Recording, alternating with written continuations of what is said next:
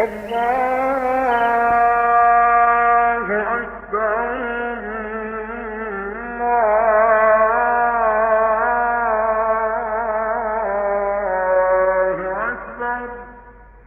Quran is the most important and sacred book of Islam. Many people may not realize that this book, present in millions of homes around the world, contains a history and depth that is rarely discussed. Watch this video until the end. Some of these facts about the Quran are things you may have never heard before. Near Makkah, there is a mountain known as Mount Hira. It was here that the final prophet of Islam, Muhammad, peace be upon him, encountered the angel Jibril for the first time. At this place, the prophet received the very first revelation from Allah, the opening verses of Surah Al-Alaq. From that moment onward, angel Jibril continued to deliver Allah's message to the prophet over many years.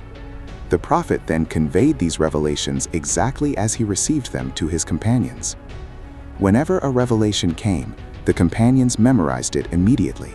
Some wrote the verses on palm leaves, stones, bones, and other available materials. This process continued for 23 years. At the age of 63, the Prophet Muhammad passed away. After his passing, Abu Bakr, his close companion and father-in-law, was chosen as the first caliph, meaning the successor of the Prophet. At that time, the Quran did not exist in the form of a single book. Instead, it lived in the memories of people and on scattered written materials. During the caliphate of Abu Bakr, the Battle of Yamama took place. This battle was fought against Musaylima, a man who falsely claimed prophethood. In this battle, several companions who had memorized the Quran were martyred. Among them was Salim Mala Abu Hudhaifa, a companion whom the Prophet deeply trusted in matters of the Quran.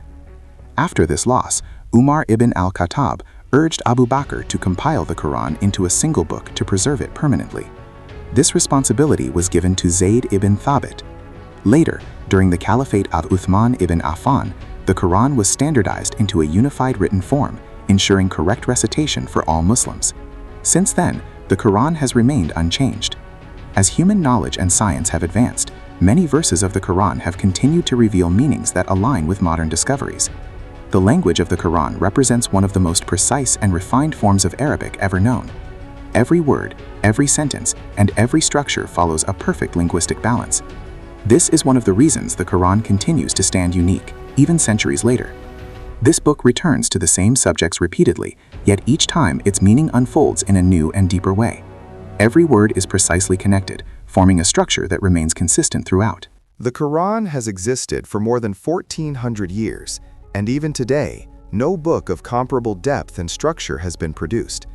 The Quran itself declares that such a work cannot be created by humans.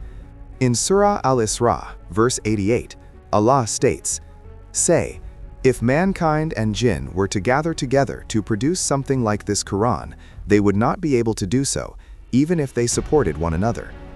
The speeches of Muhammad, peace be upon him, delivered during his lifetime, do not contain the same linguistic structure or style found in the Quran.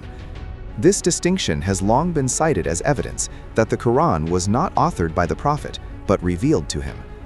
Even Ali ibn Abi Talib, known from childhood for his exceptional knowledge and eloquence, produced sermons that were later compiled in Nahj al-Balagha. Yet scholars have consistently noted that its style does not reach the linguistic level of the Quran. The Quran holds a unique effect on those who listen to it. Its words are often described as penetrating deeply into the human conscience. Historical accounts mention that Abu Jahl and Abu Sufyan, among the strongest opponents of Islam at the time, once secretly listened to the Quran being recited at night. There are also well-documented cases of individuals who embraced Islam after hearing the Quran for the first time. In the Quran, Allah describes it as a blessed book, revealed to be followed as guidance, so that people may receive mercy. In recent years, researchers have examined the psychological effects of Quranic recitation. Some studies suggest that listening to or reciting the Quran may help reduce symptoms associated with stress, anxiety, and depression. These studies have observed different groups, including students, pregnant women, and athletes.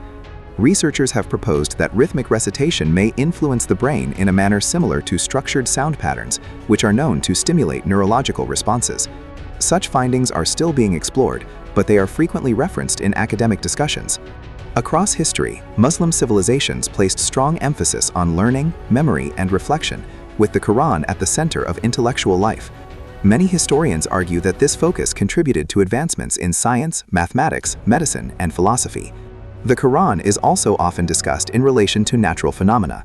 Believers point to verses that are interpreted as references to concepts such as the expansion of the universe, human development, and cosmic order, subjects that modern science has explored in much greater detail only in recent centuries. These interpretations continue to be studied and debated, but they remain one of the reasons the Qur'an is viewed by many as a text that invites reflection across generations. The depth, structure, and influence of this book continue to raise questions, not only about language, but about human understanding itself.